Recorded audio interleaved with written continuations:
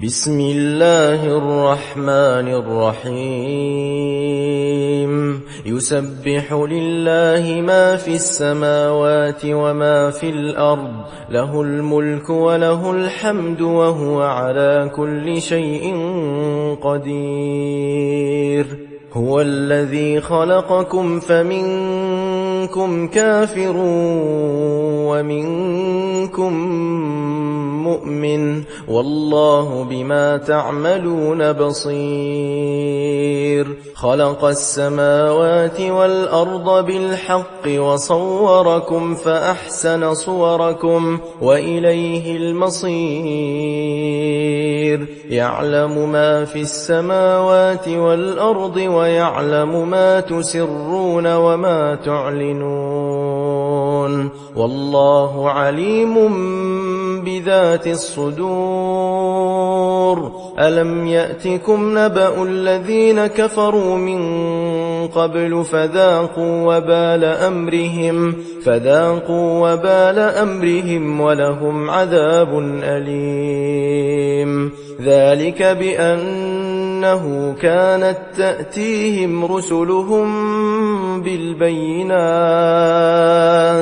فقالوا أبشر يهدوننا فكفروا وتولوا واستغنى الله والله غني حميد زعم الذين كفروا أن لن يبعثوا قل بلى وربي لتبعثن ثم لتنبؤن بما عملتم وذلك على الله يسير فآمنوا بالله ورسوله والنور الذي أنزلنا والله بما تعملون خبير يوم يجمعكم ليوم الجمع ذلك يوم التغابن ومن يؤمن بالله ويعمل صالحا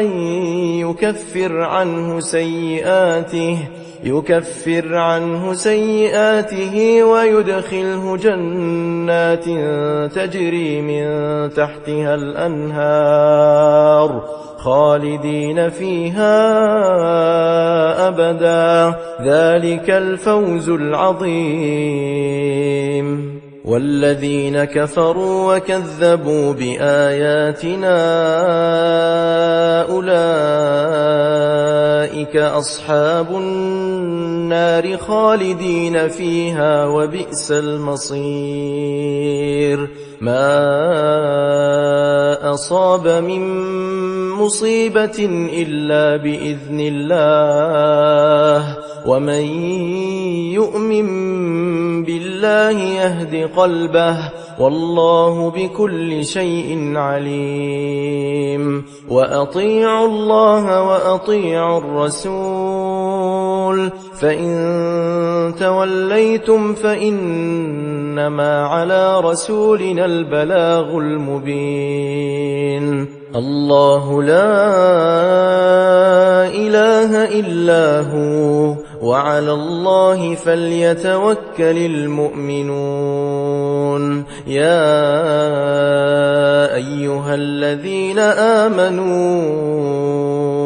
إن من أزواجكم وأولادكم عدوا لكم فاحذروهم وإن